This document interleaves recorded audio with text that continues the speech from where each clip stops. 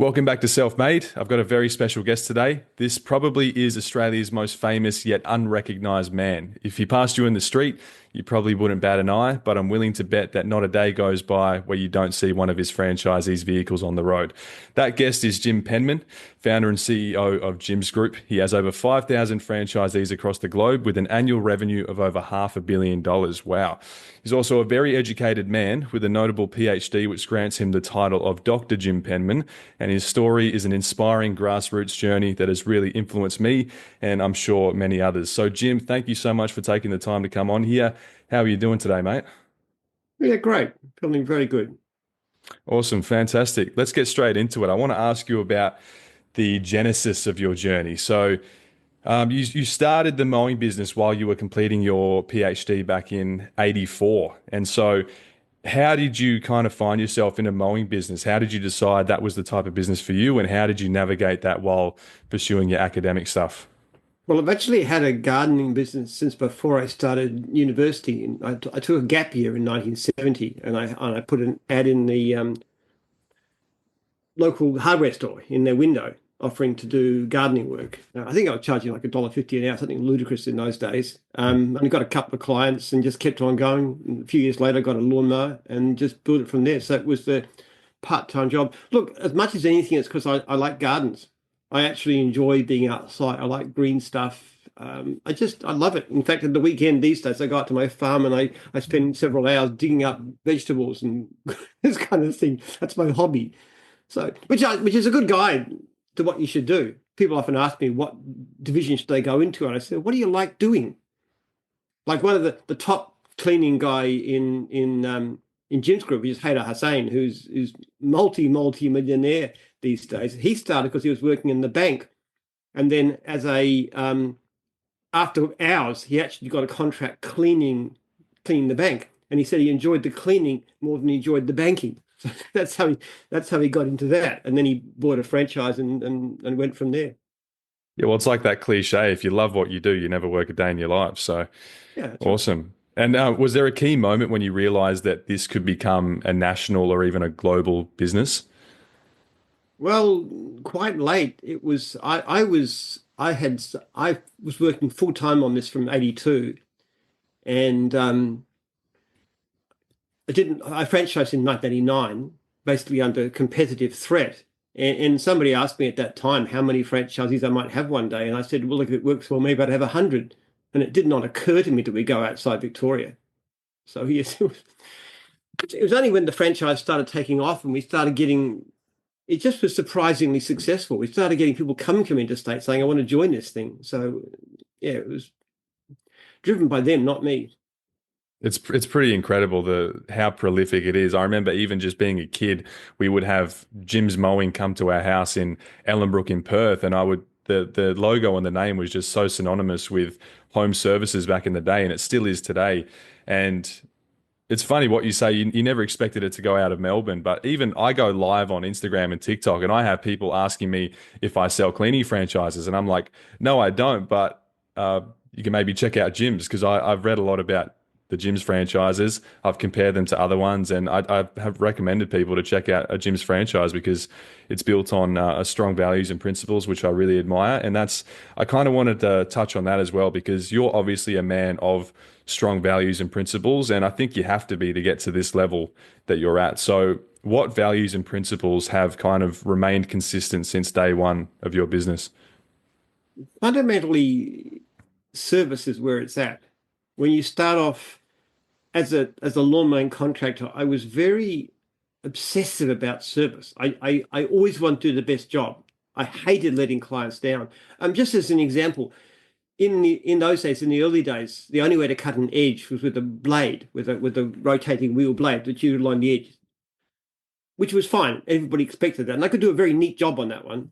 But what I couldn't do was round the clotheslines and the retaining walls because you can't. There's no concrete edge to use in that sort of area, and it used to frustrate me. Now I can tell you, no client ever asked me. They never ever said to me, "I don't like this. Can you do it?" It was just too much work with a pair of shears, but it used to bug me. And one day I went into the mower shop that I had, a little mower shop in Eltham, and he was fixing my mower. And while he was doing that, I was wandering around the shop looking at it, and I saw this really weird looking gadget on the floor at the far end of the shop. And it was a long pole, handle in the middle, engine on one end, and at the other end was this plastic thing with a bit of white cord sticking out. And I said, "What's that?" He said, "It's a new idea just out from Japan. It's called a brush cutter." This is like 1970s, really early. And I said, "Well, what does it do?" And he explained to me. He said, "You pick it up here, you start this, and this little nylon cord comes around and doesn't bring back the trees. You can cut the grass." And I said, "How much is it?" And he told me, and I said, "Wow, that's a lot. That's more than a mower." I didn't have a lot of money in those days, but I bought it on the spot, and I started using it because I was frustrated by the fact I couldn't give a perfect job to the client. And that was always my thing. And when I had a brush cutter, I would brush cut, I'd mow the lawns first, I'd brush cut the nature strip, the front and the back. And then as I'm going down the driveway to go back to the car, I leave it on low ribs and I zip the grass from the cracks in the driveway and I blow them off. Now, that wasn't part of the lawn. Nobody asked me, but to me, it just looked better. People would say to me things like, "I never knew my lawn could look this good." I was just fanatical. So that attitude to service made me surprisingly successful at doing that job. And then when I launched a franchise in 1989, I was determined that my franchisees were going to be successful. So I set the whole system up. I said, what do franchisees want? What are they after? And for example, I knew there was things about my competitor in those days, VIP, they didn't like the fact that when a new franchisee came in, VIP would go and take their regular clients and give them to the new guy. I knew they didn't like that. There was other things too, like when if they grew, they couldn't grow past a certain point. So I thought, okay, if I was a franchisee, what would I like? So I put a whole lot of clauses into the contract that protected franchisees, gave them rights, absolute right of first refusal of jobs coming to territory. But if anywhere else, you can work wherever you like. You can put as many employees as you like. Your fees don't go up. You've got a guaranteed renewal. We can't take regular clients off you without your consent, all written into the contract. And I had to argue with the lawyers because they said, "You're being too nice." That's the way they put it. Because franchisors are supposed to give themselves more power. And I said, no. And it also was determined too.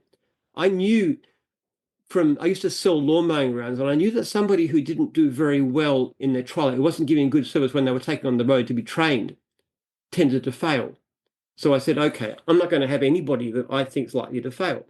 So what I used to do, whereas my competitors would always just take anybody who had the money, I would say, I'm not going to take anybody who doesn't. So I'd actually get the trialists to take them out on the road first, report back to me how good they are. If they don't pass muster, they don't get a franchise. So I was absolutely determined I was going to do everything possible to look after my franchisees. And that's kind of like, it's in a way, it's also a Christian value. It's Jesus washing his disciples' feet. It's the idea of servant leadership, that I'm not there. I'm not your boss. I'm there to serve you, to help you to be successful. Amazing. So yeah, service is, I mean, I know as a service business owner that we all like to be people pleasers, and it can really, it creates like a negative feedback loop where if you can't provide a good service and then someone's unhappy, it just creates this negative cycle. But when you can reinforce that feedback loop where you do good work, you get good feedback, your staff are happy, and it keeps the flywheel turning, that's a great system. And so as the operator, when service was your main focus, providing that great service to the client and making sure they were happy, how did you transition into that when your customer became the franchisee? And did you make sure there was a downstream effect where you would have the franchisee maintain those values and principles to the new customer, the end customer, which would then be theirs?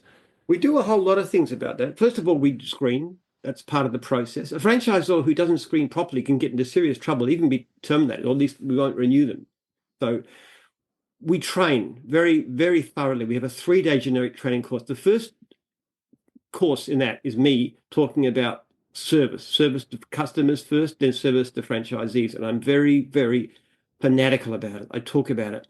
I give my direct personal email and phone number to every franchisee during training, every prospect during training. And they're invited, in fact, encourage me. I say it again and again, contact me. Any problems, come to me. I try and speak individually to as many people as possible so they've actually met me, so they will come to me. And people do. I get probably several franchisees a day contacting me about something. so that they know they can talk to me. So I keep a very close eye, even though I'm not directly their main support. If something is going wrong, they contact me and I can, what's happened? What's gone wrong? How can we do this better? Who's letting fallen down in their job? Why isn't this franchisee being looked after? Why aren't they starting? Why aren't they getting the support they need? So that's that kind of ongoing passionate concern. And I tell my franchisees too, you can contact me anytime, after hours, weekends, public holidays. I had a franchisee ring me on Christmas Day, I mean, just to wish me happy Christmas, which was fine. But they do that. They know it. It's well known that I do respond. And when they contact me, I respond very, very fast. Yeah, and that's something I think you were kind of famous for as well, is that you went into your own call center and worked in there and you found out that they weren't even reporting on all the things that they should have been. So you just did a whole reform of your own call center and then you Mm. brought it all the way up to the top. And so to this day, you still have the franchisees have that direct point of contact to you. Not only that, but also clients too. If a client rings in once, it goes to the franchisor. Now, if the client rings back a second time, that goes directly to me as the CEO of the company. And when you consider that we turn over, I don't know how many millions of jobs we do a year, that's quite extreme. But it keeps franchisors in their toes because they know that if they don't do with something, I'll come back. And I'm usually got a fairly tough line. I say, if you don't fix this by Wednesday, 5 p.m., the money client's going to get their money back or something like that. So it pushes that sort of level of service a lot higher. So what I actually did, we started off, I had in pre-franchises when I was subbie, service was pretty terrible. Just to give you an idea, for every 100 leads we would get 100 complaints, mostly people not turning up. Now, when the franchise system came in, they owned the business. There was all sorts of incentives on it. That dropped. So the first time we started measuring complaints properly, like by me going into the call center and getting staff to answer them, it dropped to about 5%. So we had Wow. 100 leads, 5 complaints. And then I started putting extra systems in place. I started monitoring complaints and then sending out letters, warning letters, breach notices, retraining systems, all kind of things like that. And then it dropped further. And then we started putting in surveys. So after 10 days, we survey our customer, and that feeds back in. And as we've done this, the actual complaint rate now from 100% to 5%, it's now a fraction of 1%. Now we've got changes taking place in the next, we're spending several millions Aussie on software. And one of the main drives of that is we're going to reduce that level of complaint by at least 50% over the next few months. We're going to push Wow. it down. And even then, we're going to keep on pushing for better service. So it's a constant driven process.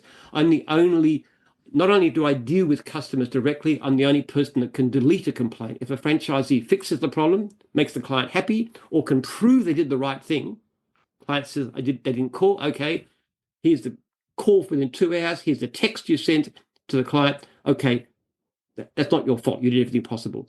So I'm intensely involved in this process of understanding complaints, educating people on how to do it, improving the system to actually reduce them. So it's a constant crusade to bring those complaints down. And interestingly, as we've done that, something really remarkable happened way beyond what I would have expected. As complaints went down, the leads rose.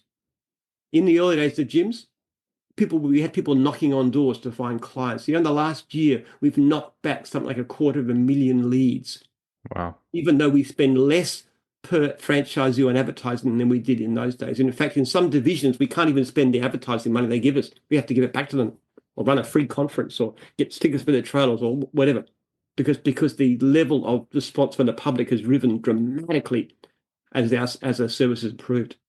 So do you see that as the complaint rate goes down, the word of mouth and referral business goes up? Is that what you're kind of seeing Yes, here? yeah. We're in the fortunate situation too, because we've got 40 plus divisions. So a person has a good experience with one division. They say they get a good experience with mowing.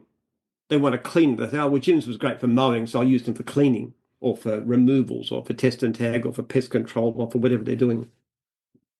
Yeah, and that, I mean, one thing I really respect about you is that you're really outspoken against um, chasing profit over people.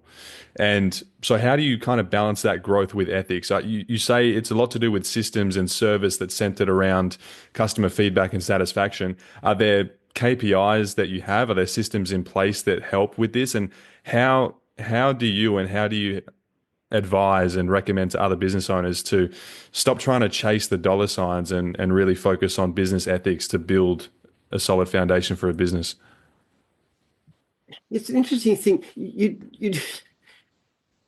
You can good chasing after the welfare of the people you're dealing with, your stakeholders, which is your clients, which is your franchisees, it's your suppliers, it's your own staff. Looking after the welfare of everybody is good business. It really is. Not necessarily short term, but long term, you'll actually do a lot better. Having said that, to me, it's more of an emotional thing. I identify very strongly with my franchisees. I mean, the reason I was so furious during COVID was because my people in Victoria were shut down. They couldn't work for 2 months, and there was no reason for it. And I felt very offended. That's like my extended family in a way. They really are. I'm very involved. I don't know any other rich people actually. I don't even mix with those sort of circles, but I know my franchisees. They're my tribe. They're my people. So I have a very intense attitude. I have goals in my life. I have purposes. Becoming insanely rich is absolutely not one of them. I have my family, which I love dearly, my wife and my 10 children. I have my research project, which is going to I hopefully change the world in many ways, and that's where 90% of my income goes. And I have my franchisees, my extended family, and all of these are really important to me. Making money for its own sake just even doesn't even rate in the top 10. You know, I remember reading something that you said. You said that wealth's purpose isn't about luxury, but to be financially secure with a sense of purpose. And your purpose is quite a profound one. A lot of your fortune goes towards funding scientific research. So, how important do you think it is to business owners to have that ulterior purpose and why, rather Well, than just trying to chase the money? it does come down to your personality and your inherent values. But it's interesting. I'm very interested in the science of happiness. I read a lot actually. If you're interested, I can send you. If you go to jimpenman.com.au, you'll see a book list there. There's a whole stack of books, my favorite books. A lot of them about happiness and health and a good life and stuff. Now, people have a very deluded idea about what makes you happy. They have an idea that if I won the lottery, I'd be happy. Okay. Well, in practice, no. In fact, if you won the lottery, you'd be happy today, you'd be happy tomorrow. But in a year's time, you'd be no happier than you would if you hadn't won it. And wealth as such has, apart from financial security, which is really important. If you can't pay your bills, you're not happy. But beyond about an average Australian income, it makes surprisingly little difference. One thing that doesn't help, people think if I could have a flashier car, a bigger house, more expensive holidays, more expensive food, designer handbags, jewelry, whatever, women, I'd be happy. In actual fact, this is competitive. This is trying to make yourself look higher status compared with somebody else. This is a really futile thing because there's always somebody richer, unless you are Jeff Bezos or Elon Musk, in which case you're battling to who's the richest out of the two of it. There's always competition. It's not going to make you happy. Now, what they find is this, and this is scientific research. This is not my values. This is just what the scientists say when they check these things out. Competitive striving doesn't make you happy. Okay, you feel a bit of a burst, and then there's the next thing to cover. Much better than that is experiences. If you spend time with friends, for example, if you have into close personal relationships, you go out to dinner. Like I have friends who are missionaries and stuff, and they're pretty poor, so I tend to pay for dinner when we eat together. But which is not very much, it's a local pizza restaurant, something like that. But I mean, that kind of thing, or my family, or family holidays. We're all going down to the beach. There's children, grandchildren, be about 25 of us in December. We're going to the beach. That's good stuff too. That's a better way of spending money on experiences. But the number one best thing you can do with your money if you want to achieve happiness is to give it away to a cause that you're involved with. And I don't mean an anonymous check to some great charity. I mean to something that you personally believe in and you follow, and you put your money into that. That is the number one way to create happiness. And that could be a Yeah. charity, it could be a church, it could be a local welfare group, it could be anything. It's staggering to me the number of successful business owners that I know and that I see who are leagues ahead of me and making way more money than me and just on a completely different level. It's the majority of them tell me that they're unhappy. I was talking to my friend yesterday who he franchises as well. You've actually spoken with him, and he was kind of talking about how unhappy he is, and so I asked him. I said, what would change that for you? What would make you happy? And he said, well, I don't know, maybe if I get to the next goal, which is just another financial figure. And I, Yes, yes. it's like when I started my business, my goal, and I told myself I would be happy if I could just make 70 grand a year. And then, I get there and then the goalposts get pushed further back. And then I want to make 100. And then the goalposts get pushed further back. And you just get stuck in this endless loop. But now my purpose that gets me out of bed every day is not only for my people, so my staff and my family, because I'm able to create jobs. And a byproduct of that is I've helped change lives. Like for my manager in my business, I've really helped her in a lot of ways. And that's been really gratifying for me. But one day I was just in church and Compassion, they came and did a partnership with the church that I go to. And I felt really moved by the presentation they did. And so I became really connected with Compassion. And now a lot of our business is being kind of intertwined with what Compassion does because I really feel moved and I feel like I'm called to this as opposed to other things. And everyone's going to have that thing that they're called to. And Mm. I'm a true believer in that everyone will have certain callings in their life, and it's just a matter of whether or not they respond to it. And a lot of the successful people I know that aren't happy are people that haven't responded to their true calling, and they're still just chasing their tail, trying to make more and more money. And so, I think that's very important. I think you said it very well. And so, how do you envision the future of not only Jim's group now, but also with your scientific research and all the other things that you do?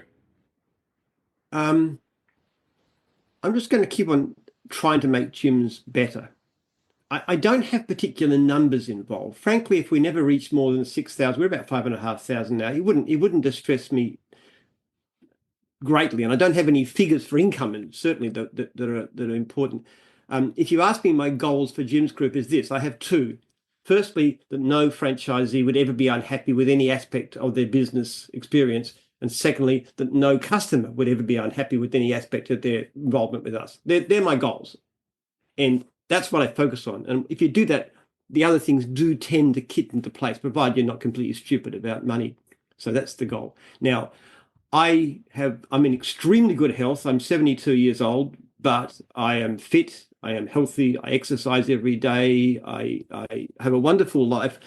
I'm probably going to have another 20 years active, reasonable life. That's based on life projections and so forth. I'm very, very concerned that after I'm gone, my franchise will be protected. I'm setting up, first of all, I put a clause in all of our contracts that say the majority controlling share of Jim's Group cannot be sold to anybody without the written consent of a majority of franchisees. The one thing I fear most is that somebody will come along and look at this thing and say, I can really rip the money out of this, which they could. There's all kinds of ways you could double or treble the profit from this company short term. And the idea that anybody would do this to my franchisees is completely outrageous. My CFO actually said to me when I put this in place, he said, this is going to really dramatically reduce the value of your business. And I said, good. Because I don't intend to sell it and I want my people protected. I'm also setting up a board, which is my family. My money goes into a family trust, all the value. 60% will go towards the research. The balance is going to help my children to buy houses because there's so many kids that, you just want to give them a bit of a hand. That's what it's for. There'll be a board of directors representing my children. They'll vote for one representing the Research Foundation and one elected by the franchisees in Jim's Group so they can have a say. So they're not going to be controlling, but they can have an influence, a say in what happens and what decisions are made. But they Amazing. can't, Yeah. the company cannot be sold unless you've got to convince majority of franchisees to positively put in writing we want this to happen. And that's a fairly tough thing to do. That is a really interesting. There's surely not another franchise on the planet that has that in place, is there? No, no. I am, Yeah. I am, I am. One thing that really gets me angry, if you want to set me off, and we don't want to start talking about it, people like Retail Food Group who go into a decent Oh yeah, brand, like Gloria value jeans and things food, like that. Yeah. and they rip them off blind and they make them pay double what you can get it for from Coles, and they just so unfair in what they do. They make them sell a pizza for less than the cost of the ingredients. They put in a I special offer. could just on that real quick. My dad knew the owner of a Domino's franchise in the Perth Hills. It was like one of the best performing Domino's franchises in the country. So turning over, millions. He knew the owner. She was working 3 jobs despite having the best performing franchise in Australia because they're selling $4 pizzas. Mhm. It's just ridiculous. It's And outrageous. It makes me furious because I identify with the franchisees. I see somebody who's poured their money to this thing, just like if they bought a Jim's franchise and they get ripped off blind in so many ways. It's so unfair. The franchising regulations, the franchising code is outrageously poor at what it does. It's more and more bureaucratic. There's these lengthy disclosure documents, but I know for a fact that none of my prospective franchisors read them. They don't read them. They're too complex and legalistic. Even lawyers can understand. So they say, okay, if anything's going wrong, let's have more and more detailed, more and more legalistic disclosure documents. Now, if they want to do something about it, which I've said year after year after year, there's a very simple way. What you do is every year you get a franchise survey done by an independent auditor to ask franchisees how happy they are with the service. You get those results, you put them on a public website, and you make every franchisor pay for the survey and pay for it to put on. And if you want to check the contract, you don't get each prospective franchisee to go and get a lawyer. Because for a start, most lawyers don't know much about franchise contracts. You get one verifiable person paid for by the franchisor, but not appointed by them, to look at the contract and give a clear statement about strengths and weaknesses. Now, do two things like that. You would make a dramatic difference to franchising in Australia. But no, they say, let's put an extra 100 pages on the disclosure document, knowing that nobody ever reads it. It's outrageous. It makes me very angry the way that franchisees in this country are ripped off by the powerful interests, by unscrupulous franchisors, by international money people, by all kinds of garbage, and the government just sits back and says, yeah, go ahead, rip them off blind. Let's not do a thing to help. And they don't. well, it's very refreshing to see someone at the top who really does care about the people around him. And so, you talked a lot about how passionate you are about the success of your franchisees. And so, what measures are in place now to ensure the satisfaction and the success of your franchisees in every sector of the Gyms Group? Okay. We have a system, like I said, first of all, they have direct access to me and they're encouraged to use it frequently. Secondly, we have a system of support, which we've developed as the ideal system, to the best kind of support. We have a system called pay for work guarantee, which means in the beginning, if they don't reach a set margin, usually anything between about $1,000 and $2,500 a week, they can do free services, and they're encouraged to do that, and they get paid for them, and that helps to build their business. Then we have an ongoing system. Franchisors has to be available to take calls. They have to respond within 24 hours business days. If there's any kind of problem, franchisors there. We require the franchisor to ring franchisees regularly. We call it proactive call. We found that the most effective, ideally weekly, especially in the beginning, at least monthly. Now, to check this has happened, and also they have to run meetings, at least 8 meetings a year that the franchisee can attend. We find personal meetings, especially with food, is a really good way of building that relationship and getting people to community. Now, to check on this, we do some through the system. We do some checking. We look at notes and things. But the other thing we do is once a year, we survey our franchisees. And we survey them and we ring them and we push them until we get at least 90% respond. And we ask them questions about proactive calls, about response to calls, about how helpful they are. We ask if the franchisee's income is good, satisfactory, poor, which is about 50%, a bit over half good, about 9% poor is average, and the rest is satisfactory. So we keep an eye on that. And we look at, and then we judge each franchisor. Franchisors who do really well. So, for example, the franchisor who has virtually all the franchisees saying he rings me weekly, gets back to me straight away, or takes the call, is very helpful. They become what we call a diamond. And there's a diamond wall in our office where they're pictures. It's a big point of honor. But if not quite diamond, you're a platinum, you're a gold. If you don't do well, you get something a lot less pleasant, which is a breach notice. And then at some time in the next 6 months, we'll check them. And if they continue to give poor service, they'll be turfed out. That's very rare, very rare. We do a lot more diamonds than we have breaches, but still, we follow up. But then again, this is the process of feedback too. If a franchisor is difficult, we've also got things in our system too. For example, if you're not happy with your franchisor, you can actually move to a different franchisor. I got an email yesterday from one of my franchisors in one division who wasn't happy with their franchisor and is going to transfer to a different region. I said, fine.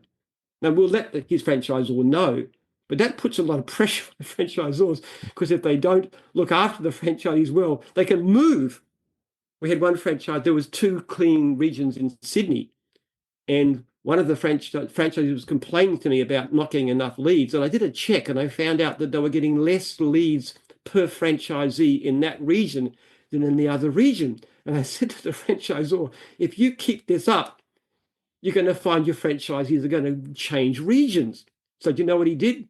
He boosted the advertising until the number of leads per franchisee was the same. But not only that, but they can vote out their own franchisor.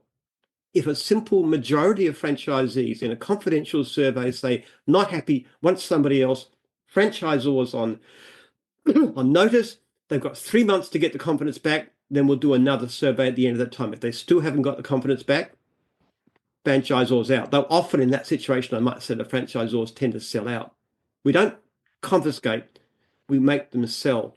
Not only that, but we do things to franchisees like, for example, franchisees can veto changes to their own manuals. So can franchisors. So if you want to change the manual, we send it out in the newsletter, and they ask them to vote. If they don't like it, they vote no. And we actually do get some knockbacks on manual changes. So we've just given franchisees a lot of power. Yeah, well, one of my questions was going to be about how you maintain consistency and quality and all that stuff throughout expansion on such a large scale, when a lot of small business owners, they're scared to even hire an employee because they're scared about losing brand quality and consistency and all this stuff. But I think you kind of answered that. So you've got some very ironclad systems. And I mean, it's even got the wheels in my head turning, and I'm thinking about a lot of the stuff that I'm doing now. And it's really interesting to hear about that. But I want to take a few steps back and just kind of go back to the origins as well. And I want to know, how did you know when it was time to franchise? Did you set that goal and then work towards it? Or did you find yourself in a place where you're like, oh, I've got a really great model here that I can repackage and sell as an opportunity to other people? Well, a lot less enterprising than that, Jason. Basically, I got terrified by a competitor. I had the idea of franchising. It was pretty obvious, but I couldn't see any advantage for the franchisee. I knew that they needed to get clients to start with. If you have an established run, you're much more likely to be successful in lawnmowing. I'm sure cleaning is the same, but it's a lot easier. You've got clients that you go to, you've got an income, you learn on the trade. So I thought, okay, as a franchisor, I can provide clients initially, but why would a person continue paying me fees once they had an established client base? Now, I know the answer to that now. We can provide better leads. You can put more clients on. You can do what we call splits, and you can get, pick up 20 grand here and split your business. You can get, moral support. You can get better discounts. And there's all kinds of reasons, but I didn't know that. But then what happened is that there was a company called VIP, which was in Adelaide, which was franchising, and they came to Melbourne. And I really got petrified. These guys had about 250 franchisees. I had about, a dozen subbies. That was my tiny job. No logos, no nothing, no office. It was all run from a basement. It was nothing. So I actually got so scared. I rang up the state manager and said, I'm Jim from Jim's Mowing. He said, yeah, I know who you are. And he said, look, what if I just work to help you to build up VIP in Melbourne? Because I can't compete with you. You guys are too professional. And he said, oh, no, thanks. Not interested in that. That year in 1988, they had an expo, and there was this. As I went in, took the badge off they gave it, so I wouldn't know who I was. Went up to the stand, the VIP stand, and I said, "Could you tell me about VIP?" So he told me how it worked, and he gave me this brochure, which was really interesting. A lot of stuff in there. I took it apart, literally everything in it. I looked at, and then the state manager came in and said, "That's Jim Penman. Don't tell him anything else." So they kicked me off the stand. And I went away and I thought, okay, all right, I can see this. There's some benefits to what these guys are doing. I can appreciate that. If somebody breaks their leg, they get looked after. There's benefits. But you know what? I reckon I could make a system that would work better for the franchisees. That was my idea. So then I went to lawyers. I spent 9 months arguing with lawyers. That was a really, really difficult process. These days, if I knew what I was doing, I'd write the contract myself and it'd take about 3 pages, but that's what I did. And then June 1989, I had my contract, and I went to some of my the best subbies, the ones I really liked, would have been great service. And also people who bought lawn mowing rounds off me. I offered to swap the round for a franchise, and you can go out if you want to. So I got about a dozen people to join me in that, and that started off. And like I said before, somebody asked me at that time how many I might have, and I said maybe 100. But I had a secret weapon. I didn't quite realize it at the time that was phenomenally effective. When I was selling, I used to build up and sell lawn mowing rounds. That's how I got started. And what I used to do was I would do everything I could to make somebody happy. If they lost a job, regular client, I'd replace it. If that job dropped, I'd replace that. And I give them advice on the phone. And I even used to run lunches for them and put lunch on, this kind of stuff. If they wanted to get out, I'd help them. I'd give them advice on what to do. And I learned to sell by also giving people advice from the beginning. If somebody came to see me about a business, I would give them a brochure how to buy or build your own lawn mowing business. So I was always saying, how can I look after people really well? And also in process too, I didn't want people to fail. So I put this system in place whereby they could walk out and go independent in the early franchise and all kinds of things. I put all these things in place, and I would knock out anybody I didn't think was going to be successful. So I put this together. I thought that being fussy about who I took would make it harder to grow, because I wasn't going to take anybody. I wasn't going to take anybody just for the sake of money. But then what I did, when I was selling lawn mowing rounds, every time a person bought a lawn mowing round off me, I would put their name in black texter and phone number on a white card, and I'd stick it behind me on a notice board. And so when somebody came to me about a lawn mowing business, I'd say, look, I've been dealing with some people in your area. Why don't you ring a few of them? So they'd write the names down, phone numbers, and they'd ring them. And they'd ask the guy, what's Jim like to do? And he said, he's fantastic. Looks after you really, really well. He always does what he says. He replaces clients. He's always helpful. Great guy. Yeah, honest, totally great guy. That's what they say about me. So when I started franchising, it was a bit hard to put it on the board. So what I used to do was to make a list, and I put the name and the phone number of all my franchisees on the list. Now, this is like 20 years before the code of conduct came in, which is the only good thing about that code, is they make you do that. And then I would give that to them. And people would say to me, why would I buy it from you when you're running it from the basement? You're just getting started. And here's this guy, the interstate business with, office in South Melbourne, which is very fancy and stuff. And I say, well, look, there's some differences. I wouldn't bag them. But I'd say, here's a list of my franchisees with phone numbers, all of them. I want you to ring as many as you can. And I want you to go to VIP and get their list and ring theirs. Now, that was being a little bit precious because I knew they wouldn't give them the list. They wouldn't, and they couldn't.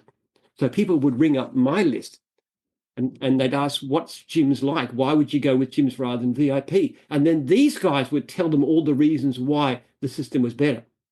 They say, Jim is great to deal with. He's always there. It's a fair system. The contract's fair. They look after you really, really well. It's a great system. You'd be mad to go anywhere else. And that's what did it. Yeah, well, you've achieved a lot of success, and I know there's no success without pitfalls and hurdles and failures. And what kind of challenges did you face when you started franchising, besides all the legal paperwork and all that mumbo jumbo? But what are some of the real world obstacles that you faced when you were trying to franchise? Well, at the start, I didn't understand the best ways to support franchisees. That was one of my issues.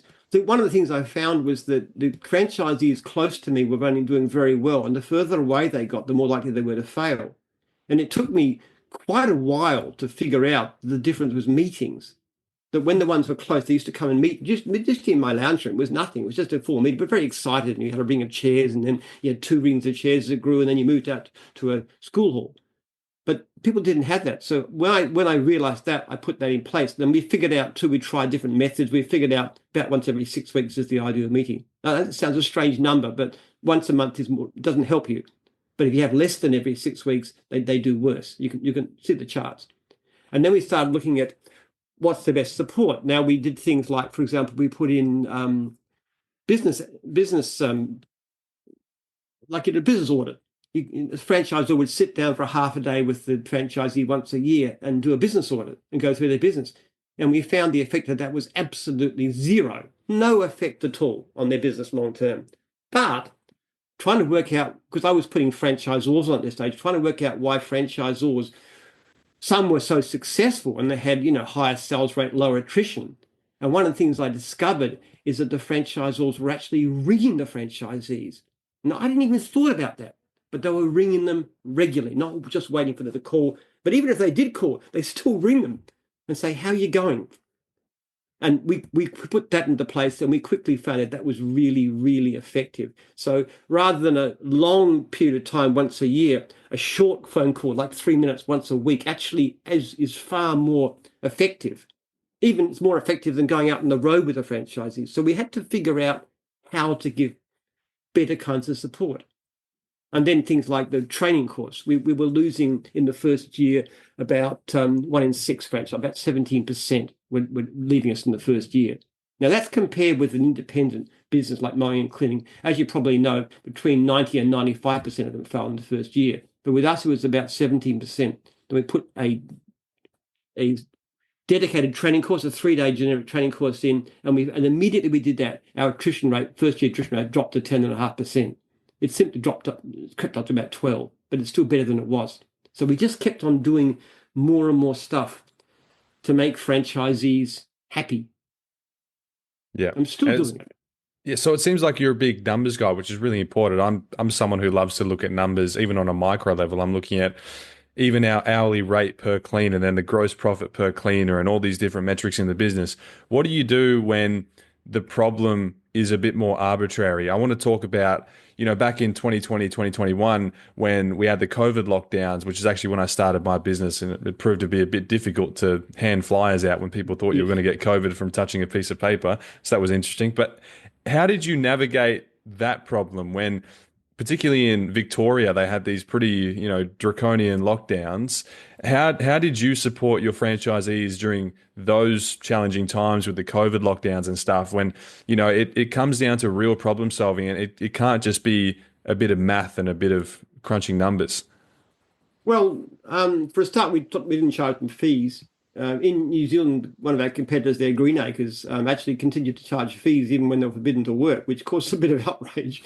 But if anybody in Jim suggested that, you get your head read, you're insane or something. Then they can't work. You're not going to charge them any fees. But not only that, what happened is that even though we weren't charging them fees, franchisors and me, myself, and everybody else was still providing full support. We were still calling them regularly and talking to them and counseling them and sharing them. In fact, franchisors worked harder at the time when they weren't making any income than they did in normal times, because it was very, very stressful.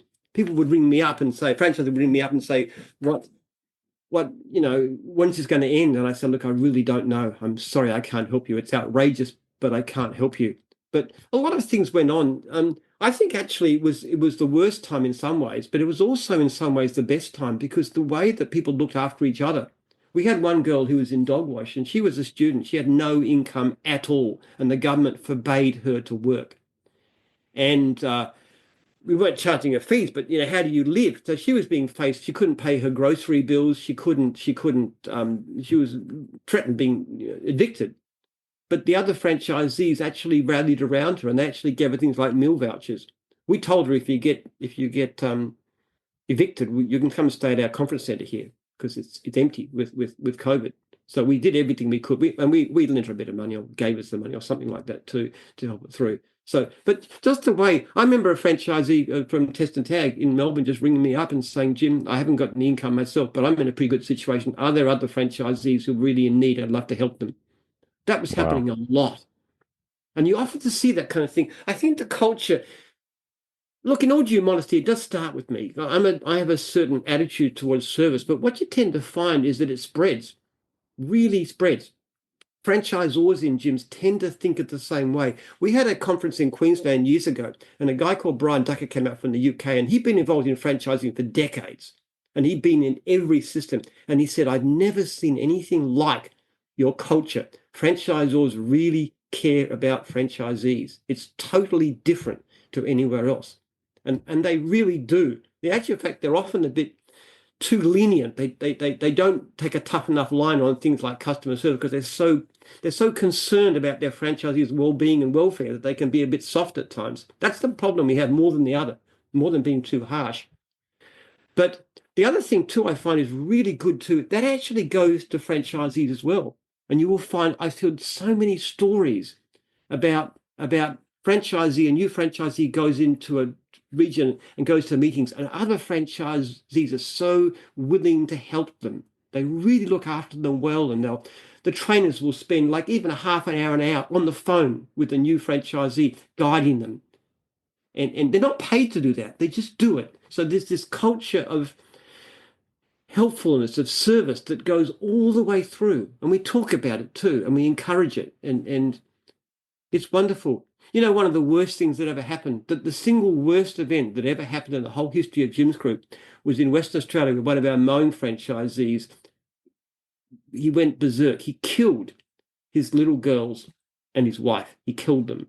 And then he killed his mother-in-law the next day. And now, it wasn't his business, I hesitate to say, but it was really, really traumatic and upsetting. Now, I flew across to Perth. I'm not very fond of flying. I flew across to Perth to talk to the franchisees there about what happened. We had a meeting in the Gulf War, and you know, there was quite a few hundred franchisees in Western Australia. Most of them turned up to that meeting. Most of them. They didn't know this guy, most of them, but they heard of what happened, and they were really upset. And we had this very emotional meeting, and I said to them, people, what can we do? What can we do to try and reduce the chance of this horrific thing ever happening again? And they came up with suggestions. One of them was that every franchisee gets a fridge sticker with all the emergency numbers, which we did immediately. We made that happen. We put franchisor training. We put every franchisor, including myself, gets trained in how to deal with mental health issues. It's part of our process now. We set up a free counselling service. All franchisees can access, no charge at all. So these professional counsellors, they talk on the phone to anybody, any reason, anytime, all our cost. They don't pay a cent for it. Another suggestion they came up with at that time in that meeting was they say, what if some of us, franchisees, were to volunteer to be mentors, unpaid mentors, to help franchisees who feel they can't talk to somebody else? And I said, well, that'd be really good, but that's a lot to ask of anybody. Would anybody be prepared to put themselves up with such a demanding and unpaid task? And you know what? Most of the people in that meeting, most people put up their hands and said, yes, we'll help.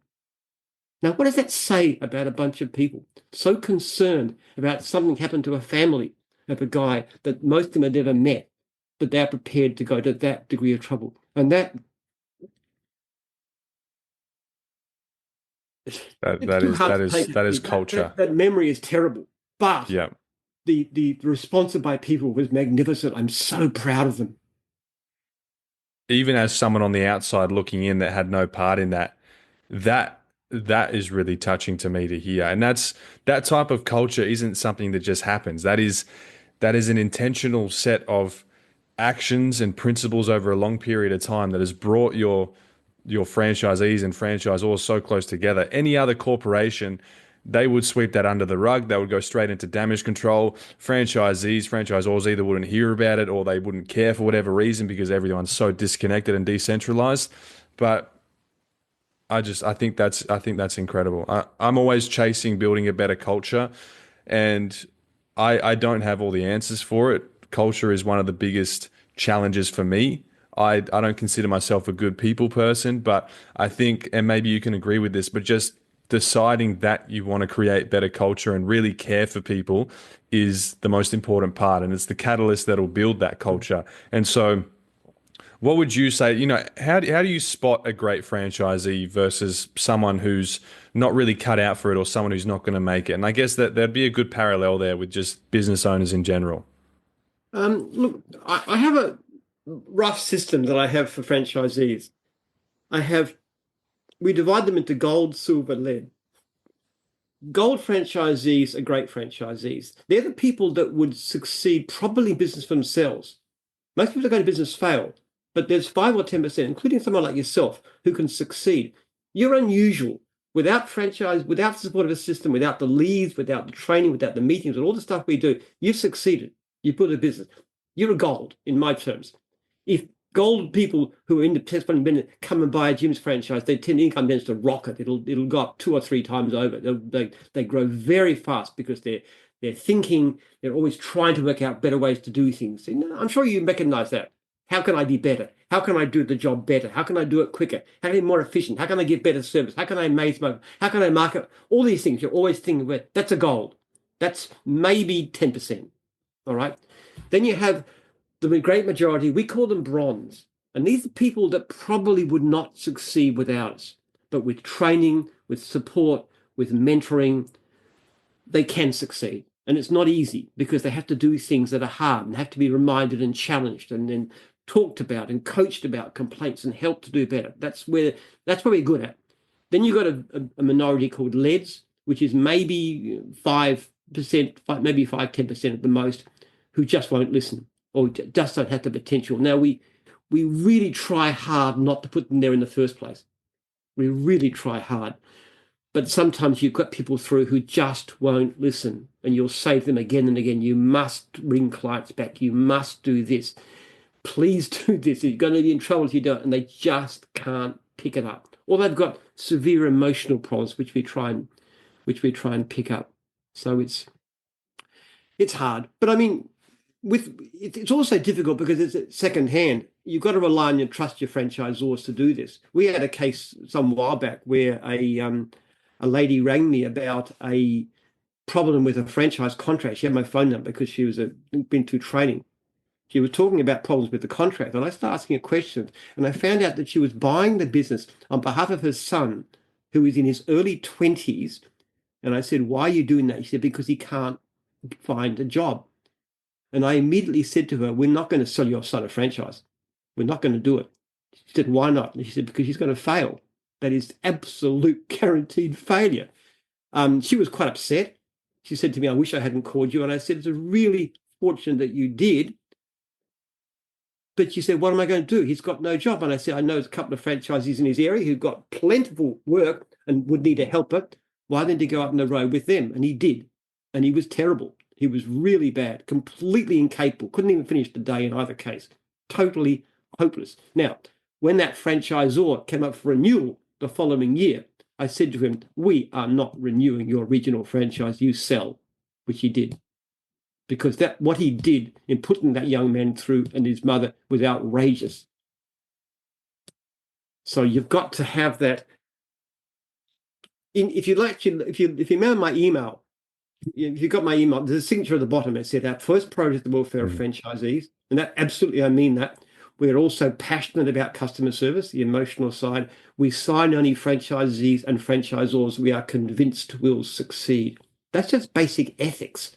And when I do franchisor training, the first session I take myself, I will give myself the first session. I talk about selection, why we select, how we select, and the whole thing behind it. What's the main reason why I give you all the financial reasons why selection is good. And there are good reasons for it in terms of having, better references for the self-franchise, all kinds of reasons. There's good reasons for doing it. But what's the main reason? And I keep on going to tell me the main reason you select a franchisee and you say no to somebody not suitable is for their sake. And that has to be your top motivation. If you don't really care about the people you're dealing with, you are not worthy of being a Jim's franchisor. And I'm not saying we haven't had some bad ones. We have. At times people do the wrong thing. But as far as we can propagandize them, as far as we can check them, as far as we can terminate them if necessary, we really try hard to make sure that every franchisor cares about the people they deal with.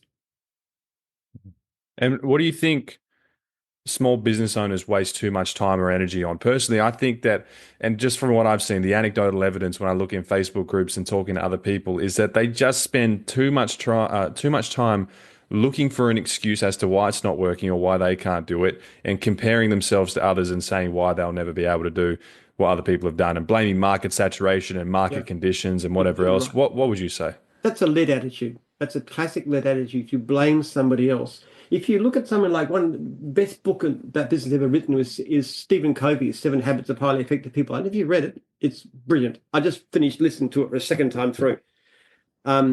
First thing he says is about you being proactive. You take responsibility. You You are the master of what goes on. As you say, the problem with people is they blame others.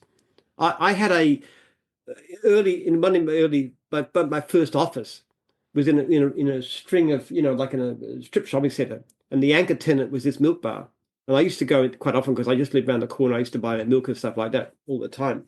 And this guy was always complaining about how bad business was, and he blamed the supermarkets, and he blamed the fact that our staff didn't buy lunches from him. Stuff. He was always all the reasons why. I tell you what, I I would notice things like the fact that I did mention to her one time. I said, when your staff came down to buy lunches, and you won't open the letters for them. No, no, I can't do that because it's not worth it. Because, just for one sandwich. And why don't you go up and ask them? Because he had somebody else in the shop. Go up and ask them for orders. Oh, no, no, I can't do that. And I would notice I'd come into the shop and he'd be having a long conversation with one of his mates, certain ethnic group, and I'd have to wait there trying to buy my milk while he had this conversation. I could see all the stuff that he was doing wrong, but to him, he was running a perfect business. It was all the fault of our fault, the staff. It was the fault of the supermarket's fault of everybody else, not him at all. And he couldn't see it. And you're completely right. People are blind. They blame everybody else. There's only one person who can really affect your business that you have control over, and that's you. And by jeepers, you can make a difference if you have a different attitude. Yeah. And another question I wanted to ask, and a topic I wanted to go into, was just about technology and AI and these sort of things. You've obviously been in business for 40 odd years at this point. And I remember a story my old mentor, Mal Emery, told me about. He went into a meeting with Jerry Harvey of Harvey Norman, and he was pitching Jerry on new marketing systems for Harvey Norman. And he was saying, you need to be using SMS marketing. This is years ago, back when SMS marketing was first emerging. And Jerry Harvey just flat out said, no, I don't want to do it, because he's got a system and he's got a proven model that was working, and he didn't really want to change it or alter it. He's doing it now. Harvey Norman does obviously SMS marketing today because everyone does. But have you always embraced the technological changes in your business? I know you have a lot of systems and softwares now, but have there been things where you've been apprehensive or reluctant to introduce them, or are you always open to new ideas like that? I have a singular advantage in business, Jason. I am peculiarly incompetent at most things. I'm really very poor with technology, with social media, with finance, with you name it. There's not much I'm really good at. So what I tend to do is I tend to hire people that I believe are competent and give them a fair degree of control over their own areas. So I don't tend to have a problem. My social media marketing guru is a guy called Joel, who's brilliant. He's like early 30s. He's been working for me for more than a decade, and he's risen from a very basic entry position to one of my top managers. And he's just brilliant, and he's right up with it. I go in all the time. He's always talking about AI and stuff, and he's right on top of it. And I meet with my technology team. I had a meeting with our software development people this morning, and they're going on. And quite frankly, I was just sitting there trying to look as if I was smart, but half that I couldn't even understand what they were talking about. So I have to trust people to know their stuff. So you find good people and trust and they get on with it. And I make some pretty bad mistakes too, I can tell you that. But that's just my nature. I can't comprehend this stuff, honestly. I really can't. It's too complicated. I'm an old guffer. I mean, this is way out of my league, some of it.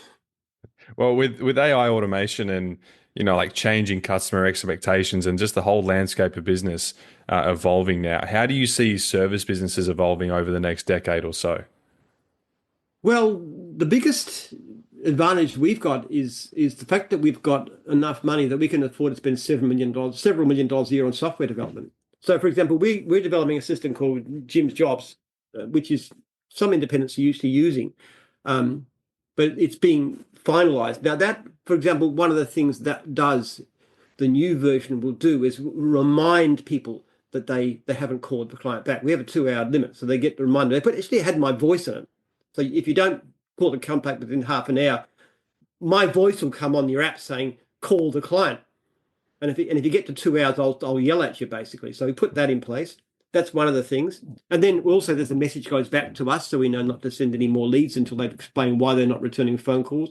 And then things like one of the things we plan to do by the end of the year, it'll have a system where a customer can actually ring up the office or book online and be given an appointment if the franchisee wishes it. So instead of saying franchise will ring you back, so he'll be there between 2 and 4 this afternoon because we're looking at the franchisee's diary.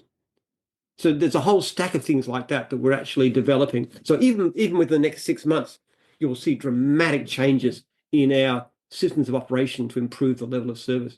So we are very driven by technology. The kind of stuff we do would be completely impractically impossible without technology. And to give you an example, when a lead comes in to the office, say it's a mowing lead in Doncaster, for example, just in a suburb, all right? The system then looks at all the franchisees who could cover Doncaster for mowing, who's available for that specific service. Bear in mind, if it's something like landscaping, it might be a lot less than if it was something like mowing. Who's available today to do work in that particular suburb? Another franchise may be working, but only taking work from territory.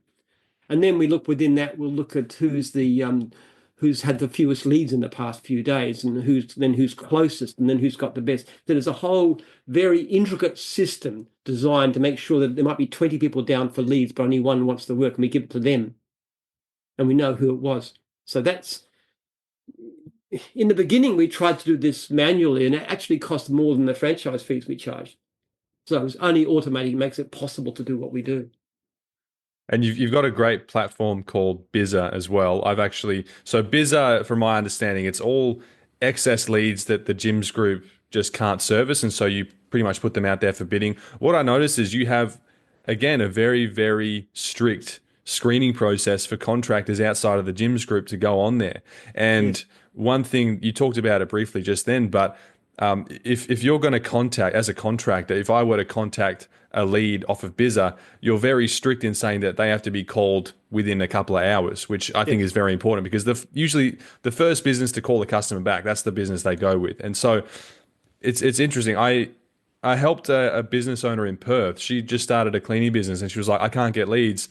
What should I do? And I was like, actually, just go and sign up for this website called Bizza. There's a bunch of leads on there. It's the gyms group. They've got too many and they need people to help out with servicing them. So she signed up for Bizza and she built her entire cleaning business just off getting leads off Bizza. And she was like, yeah, it's I've signed up. I make sure I call people back immediately. Everyone's been happy so far, and she's building up her profile on there. So when did the Bizza? If they don't bring back consistently or give good service, then we actually will terminate them from the system. We knock them out quite quickly. You know, if you look after 80% of your clients well and 20% badly, you won't get any more leads.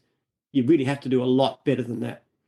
And if you have done the wrong thing, you have to prove you've done the right thing or go back and satisfy the clients. Now, with all of that, the service from independents is not as good as that from Jim's franchisees because our people are really indoctrinated, really hard and coached and everything else. So their service is higher. But still, on the average, out of 5 stars, whereas a Jim's person on average is about between 1 and 5 stars, our average is about 4.7 or 4.8. The independent's about 4.4. So it's not as good, but we're working on it.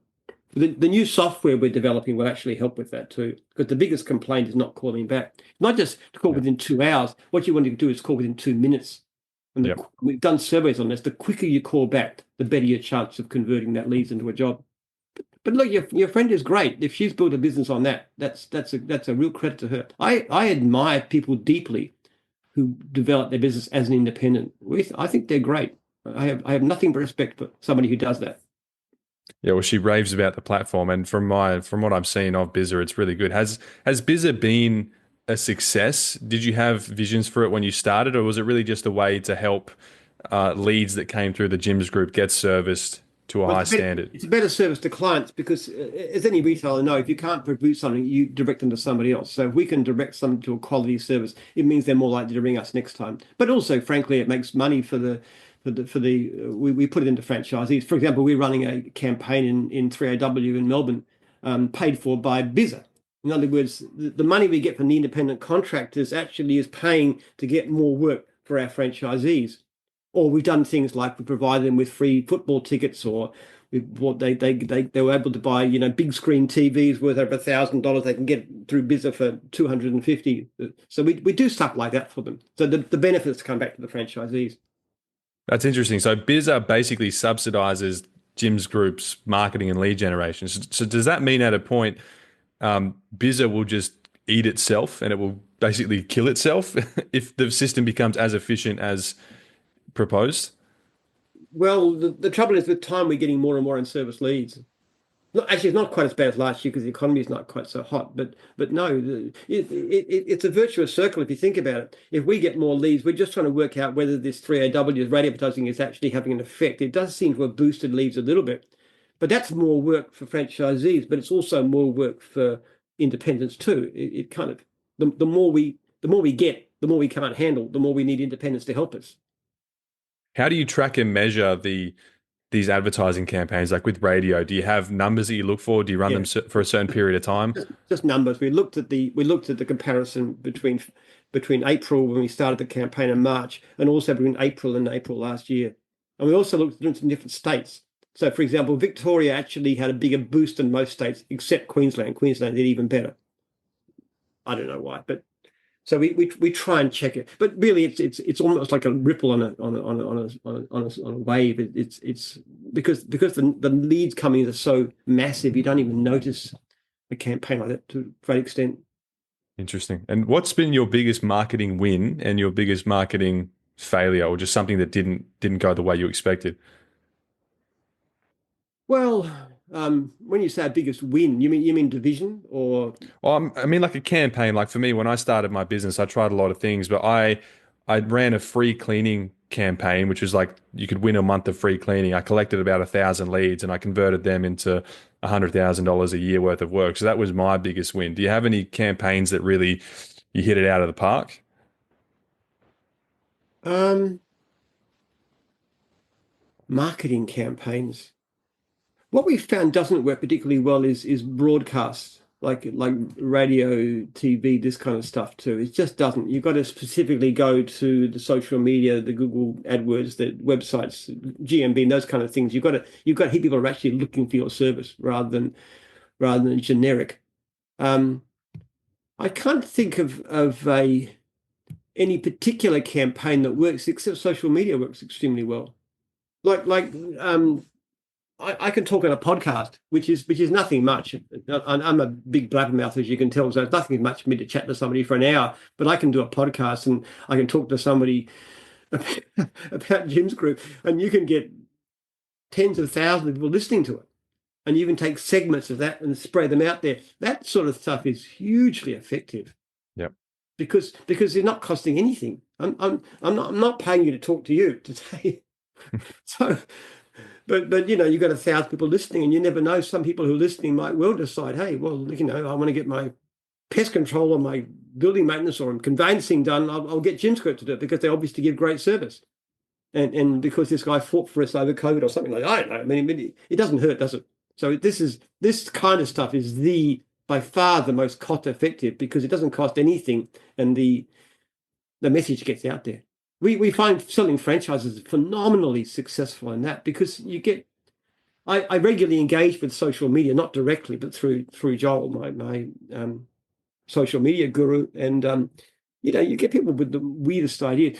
Things like the fact that I actually give them a phone number and email address to 5,500 franchisees. We had like 150,000 people watching something like that, looking at it, and that's how could you buy that kind of publicity? You just couldn't Yep.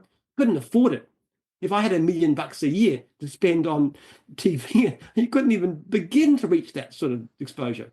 So social media is really powerful, and that's the thing I would suggest to anybody who's in business: get into social media, get your Google My Business rate done, get reviews on it, and there's ways of doing that. We've got some good videos on Jim's group too, actually. If you look at that, we'll show you how to do that. There's some really good advice on how to do that kind of stuff. Go to your local Facebook group and promote it. Promote yourself there. Get good comments on that. Get feedback. Social media is the one thing I would suggest to anybody. It's funny. TV, even if, because I've been on TV a few times. I was interviewed on The Project, The Today Show. I was on Channel 9 News, all sorts of media stuff. I maybe got 5 clients from all of that TV exposure. Whereas I can post a video on TikTok, get 2 million views, and get like 30 clients from that. So it's just crazy. Even if it wasn't, every time I was on TV, it wasn't even positioned as an ad, which is supposed to be more effective. And so, Yeah.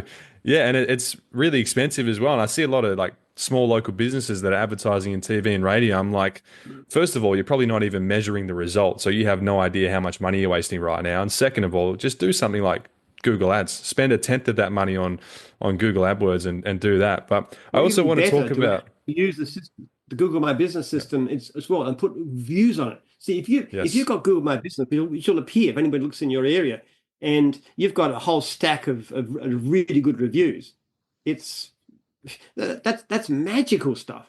And to be honest, I don't know how valuable they are really, because unlike our own system, I trust because it's based on actual leads. If I want to recommend a Jim's franchisee to anybody, I'll look at their rating, and if I don't get 4.7, 4.8, I wouldn't even bother recommending them. But Google reviews can actually be managed, and you can see this quite a lot too. If you look at something like High Pages, for example, if you actually look at their ratings, you'll see some absolutely garbage rating, and there's others that are very, very good, but they're all suspiciously similar. Have a look at it. hmm And that's because basically, as far as I can see, my suspicion is that they game it. They get a whole lot of people putting in reviews against themselves. Actually, the people who deal with bigger hate High Pages, they say there's five people bidding, and it's a race to the bottom. With us, only one person gets the yeah. lead. Yeah, I always tell people to stay away from things like high pages because they do just auction it off to the highest bidder, and the quality of the lead is quite low as well. Whereas I've noticed on Bizza, the quality of the lead is very high. They've already been vetted and they've gone through the gym's funnel. So yeah, And usually too, if they're calling gyms, it's because they're not necessarily after the cheapest price. I had yeah, somebody approach me the other day. They want a real cheap price, and I said, "Look, go to High Pages. We don't compete in that area. In fact, I tell franchisees quite emphatically, we are not cheap as chips. We are the quality service, brilliant service. Amaze your customers, make them passionate about you, but don't cut your prices. Start off, charge what you need to get going, and as soon as you're established, you start putting your prices up. Ultimately, my concern is with you, my franchisees. The clients, yes, we'll look after them well, but we're not there to give the cheapest price. I've never in my life given a pension discount. Never. I always want to charge a good hourly rate. We try and encourage our franchisees to charge at least $70 an hour. Not always possible in the beginning, especially with cleaning, because you need to get regular clients. But with time, $70 an hour is where you should be. And that means if you've got a worker, you're charging 140, you're paying them 30, you're making 110. That's how you do it. yeah. Well, it's like Dan Kennedy, the famous internet marketer, said. He said, "There's no strategic benefit to being the second cheapest in the marketplace, but there is an intrinsic benefit in being the most expensive." So if you're gonna be cheap, you got to be the cheapest. And most people can't be the cheapest. They can't compete with the massive corporations because they just simply don't have the margin and the subsidy from other areas. So if you can't be the cheapest, you just got to be the most expensive, or you got to position yourself as premium. So agree 100%. We And don't have problems with competing with anybody, actually. yeah, And nobody can do it as well as us. I would hate to go and get business against McDonald's or something because they're so good at what they do. But yeah. Yates Garden Care, which is a very experienced public listed company, decided to go into franchising the lawn mowing gardening business some while back, and they actually pinched two people from us, one of whom was about to be let go because he wasn't any good. So they didn't quite know who they were getting. But the end result was they lost so much money, their share price tanked at the same time as we were serenely profitable and growing. You have to know what you're doing. That's why the service industry is so good, Jason. It honestly is, because you can start it anywhere. You can start with nothing, and there's no upper limit. And you don't, on the whole, have strongly entrenched competitors. I suppose we are to some extent, but we're only a fraction of the market. It's wide open.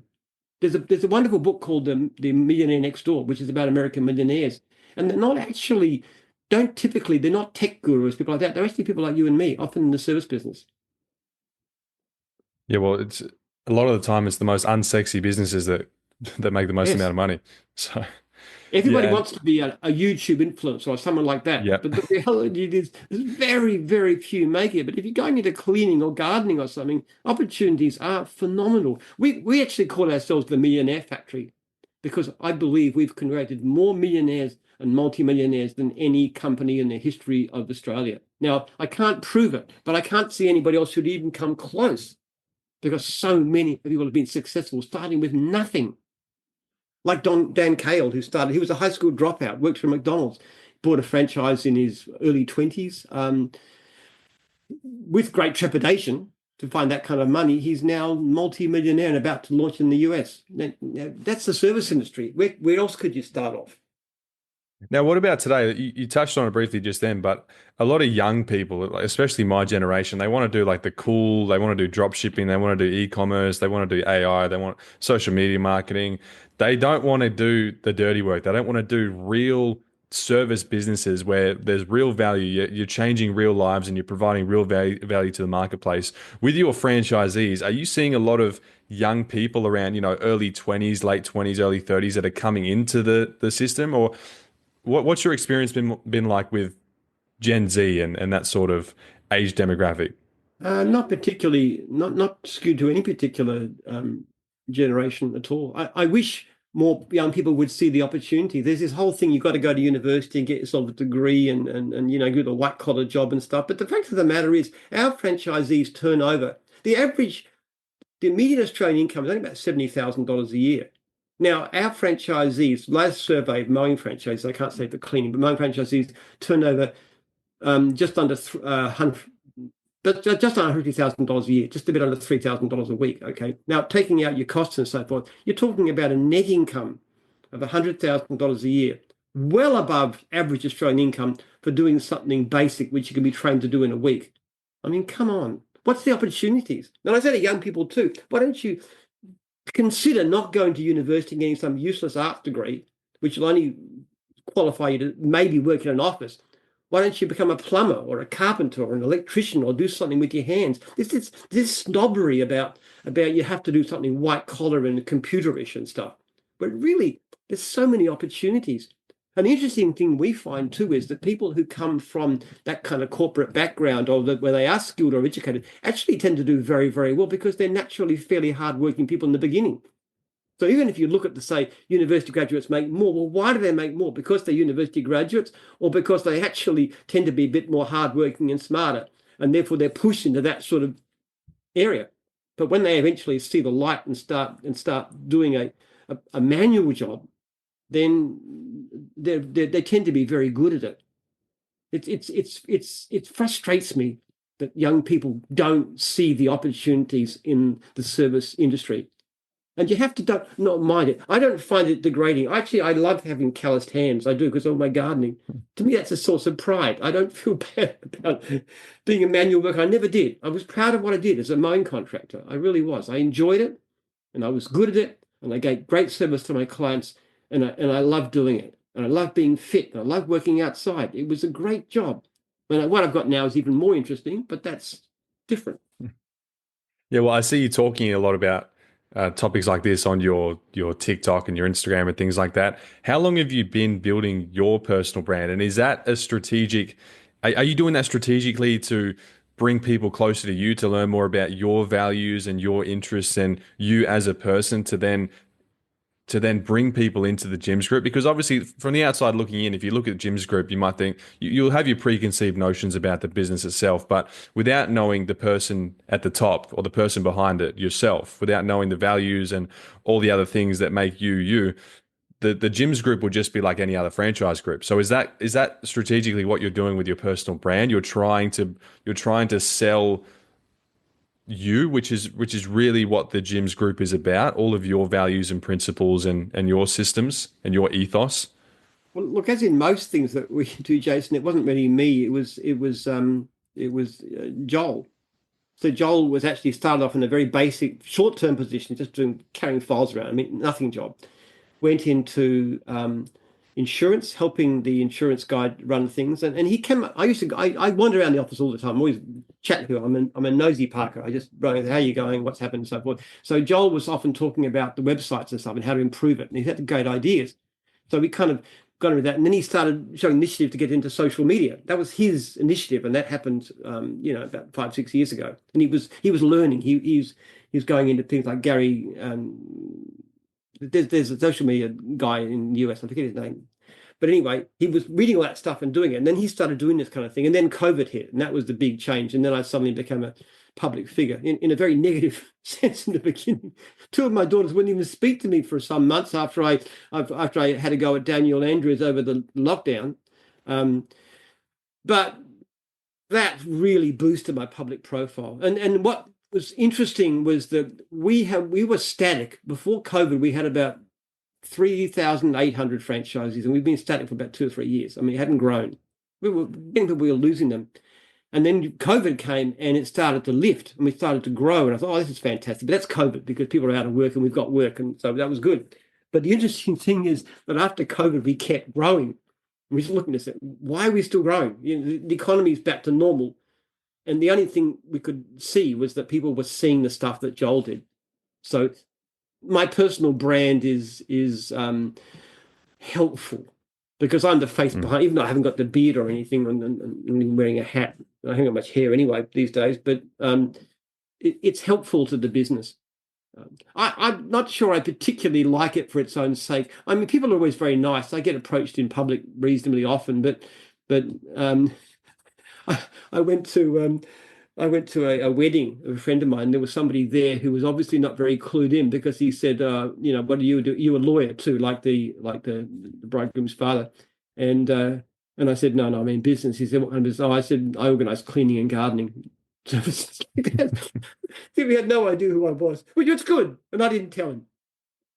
Yeah, it's funny. And I mean, you've become somewhat of like a pop culture icon in Australia with the Jim's brand. It's often being parodied and turned into memes. And I guess you must be on board with it in some way, shape, or form, because I've seen on the Jim's website there's actually a Jim's meme generator where people can make their own, and you ran like a competition on that. And I wanna read some of the funny ones I've seen.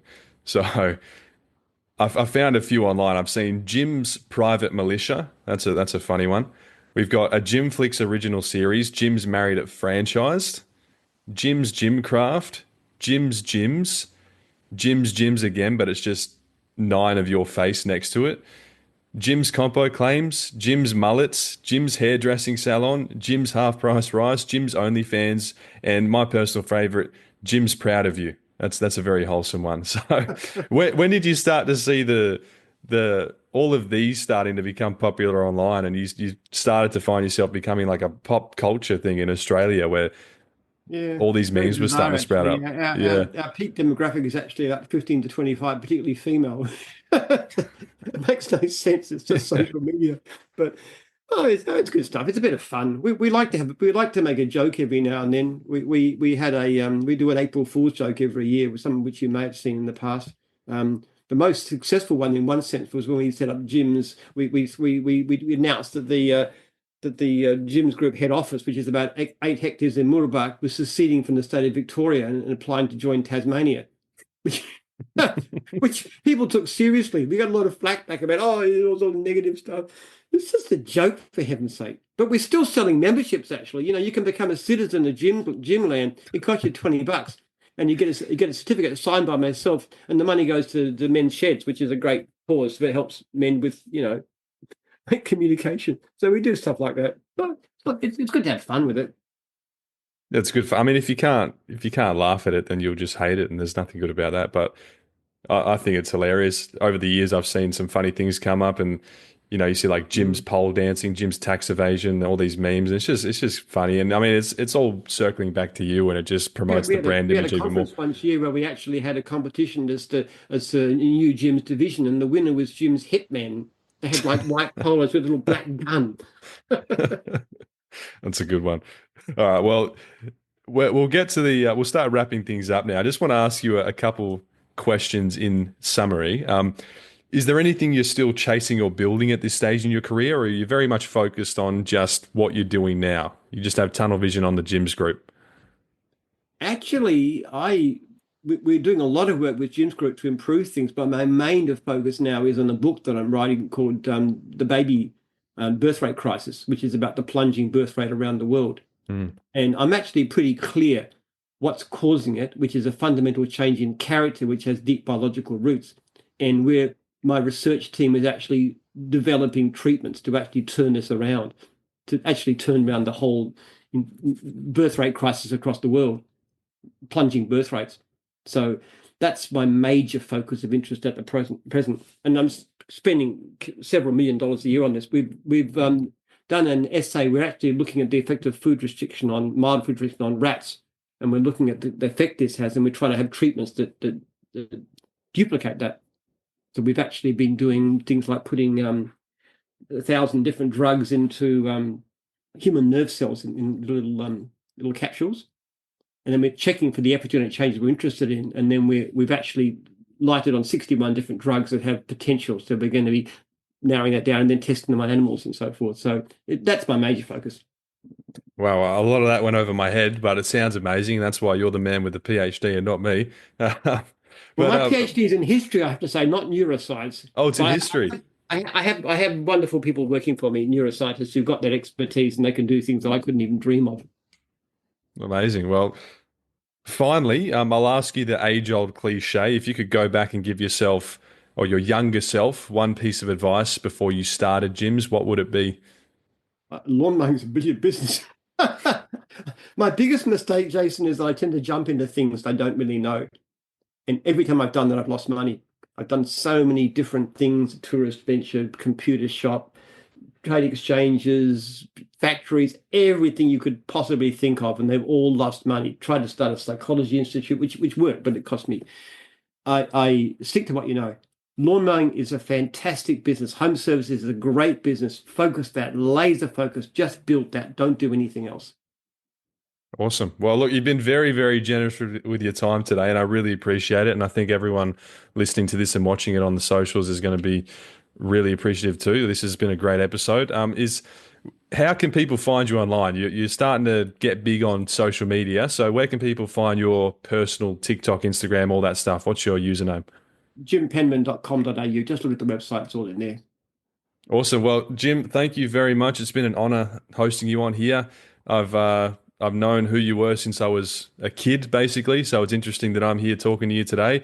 But I very much appreciate the opportunity, and I greatly appreciate your time. So thanks for coming on, mate. You are welcome.